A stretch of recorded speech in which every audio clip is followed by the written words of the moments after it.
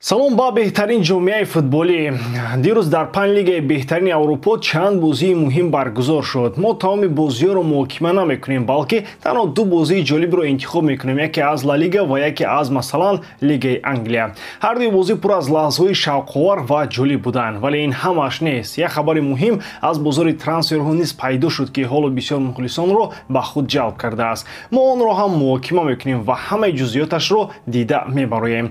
Айни замон агар шумо ҳанӯз ба канали телеграми ман обуна нашуда бошед, ҳоло вақти он расидааст. Дирӯз ман дар он ҷо бозии Виллареал Реал Мадридро нишон додам ва дар давоми бозӣ фикру мулозиҳаямро нақл кардам. Имрӯз бошад шумо метавонед бозиҳои дигари сатҳи баландро мустақиман дар телеграм тамошо кунед бе ҳеҷ мушкилот. Ва на танҳо тамошо, балки бо ман ва дигар мухлисон муҳокима кунед ва фикрҳои худро гӯед. Ссилкаи телеграм канал дар описание ва комментарияи ин видео гузошта шудааст. Аз шумо мисли ҳар вақта лайк ва дар канал обуна шудан, аз он бошад ҳар рӯз видеои нав баровардан. Акнун дар ягон ҷо баъз шунед, мо бошем сар мекунем. Боз як бозӣ, боз як аз даст додани имтиёз. Аллакай касеро ҳайрон намекунад, ки Манчестер Сити бозам натавонист ғалаба кунад. Бозам назорати бозиро аз даст дод ва рақиб имкони баробар кардани ҳисобро гирифт.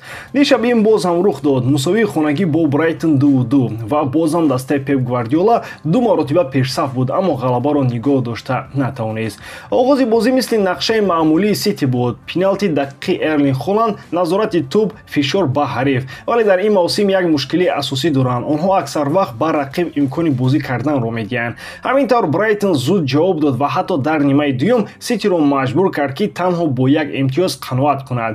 Албатта автоголи Абдуқодир Ҳусанов як беихтиёрӣ буд, вале масъала дар он аст, ки Брайтон ба анҷоми бозиам рӯияи қавӣ дошт ва ҳатто метавонист ғалаба кунад. Баҳонаҳо гуногунанд: хастагӣ, тақвими мушкил, тағйироти даста, суст шудани баъзе бозингарони асосӣ. Вале воқеият ҳамин аст. Ин Ситии заифтарини замони Гвардиола аст. Баъд аз 22 даври чемпионат ҳамагӣ 48 имтиёз. Барои муқоиса дар мавсими 2008-9 вақте ки даста зери роҳбарии Марк Хьюз буд, онҳо 35 имтиёз доштанд. Вале он вақт Сити ҳатто барои ҷойҳои болоӣ мубориза намебурд. Ҳоло бошад мо дар бораи қаҳрамони амалкунандаи Англия гап мезанем, ки солҳои охир ба ҳама нишон дод, ки чӣ гуна бояд рақибонро нобуд кард. Ва дар ин шароит чунин натиҷаҳо мисли фоҷиаанд. Дар 6 бозии охир ҳамагӣ 2 ғалаба бар Тоттенхем ва Плимут, бохтҳо аз Реал, Ливерпул ва Ноттингем Форест. Аз ҷои сеюм дар чемпионат 6 имтиёз ақиб монданд. Хатари аз даст додани роҳхат ба Лигаи Чемпионҳо зиёд мешавад. Бале, Англия эҳтимолан 5 даста ба Лигаи Чемпионҳо мефиристад, аммо бо чунин бозӣ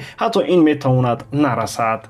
ҳар вақте ки Сити дар ҳолати буҳронӣ меафтад, ин як мавзӯи муҳокима мешавад. Чаро? Чунки Гвардиола ҳамеша ба назар мерасид, ки ҳамаи чизро идора мекунад, аммо имсол чизе тағйир ёфтааст. Метавон гуфт, ки даста аз ҷиҳати равонӣ суст шудааст, ё шояд баъзе бозингарони калидӣ мисли Де Брюйне ва Бернардо Силва дар ҳолати беҳтарӣ нестанд, ё шояд хатогиҳои роҳбарияти даста дар харидҳои бозингарон ҳоло худро нишон медиҳанд. Ба баъзе бозингарон саволҳо зиёд мешаванд. Абдуқодир Ҳусановро барои автогол танқид кардан лозим нест, вале дар маҷмӯъ бозии вай имрӯз заиф буд.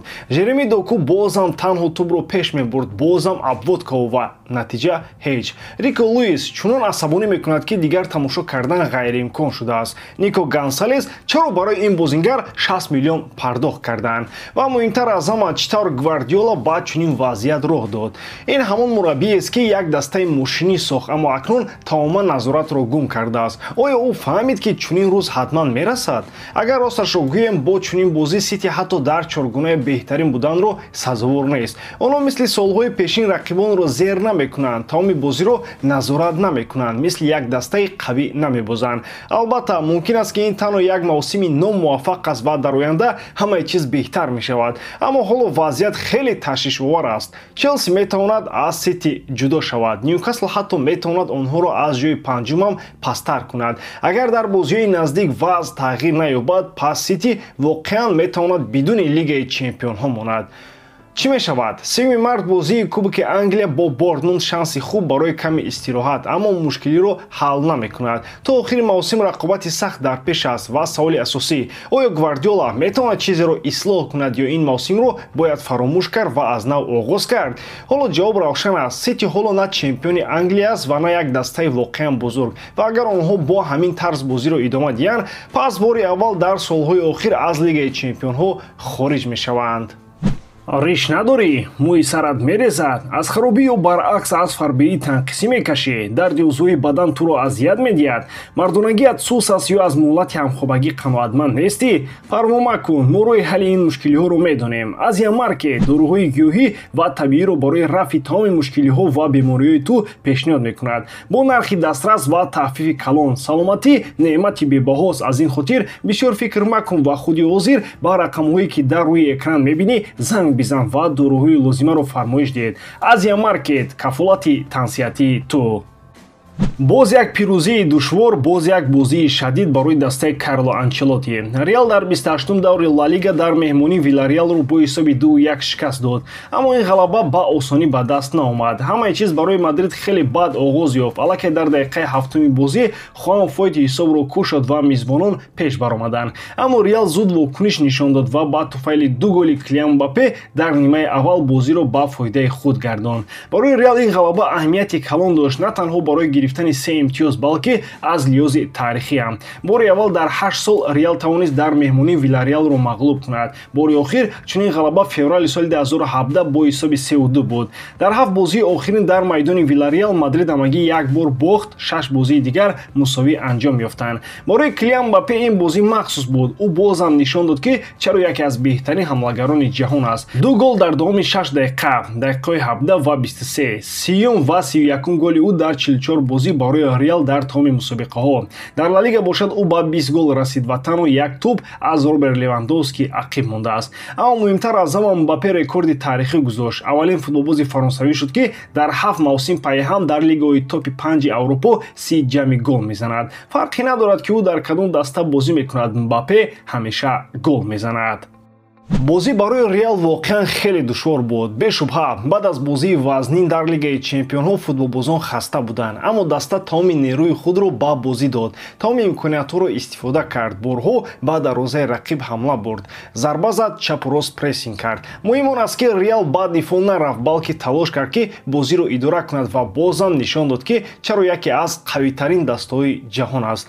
Дар нимаи дуюм онҳо метавонистанд ҳисобро бозам зиёд кунанд, аммо Виллареал низ то охир мубориза бурд. Бозингарони Мадрид пас аз бозӣ аз хастагӣ ба замин меафтиданд. Ин нишон медиҳад ки онҳо бо тамоми қувва бозӣ карданд. Ҳар дафъа наметавон бозӣ кард ва ҳамеша дар сатҳи беҳтарин буд. Аммо маъз дар чунин бозиҳо дастаҳо бузург мешаванд. Ҳатто вақте ки ҳамаи чиз бар зиддат меравад, вақте ки бозӣ намеравад, вақте ки душвор аст, муҳим он аст ки бо тамоми иродаи худ барои пирӯзӣ мубориза барӣ. Ва имрӯз Реал маъз ҳамин тавр кард.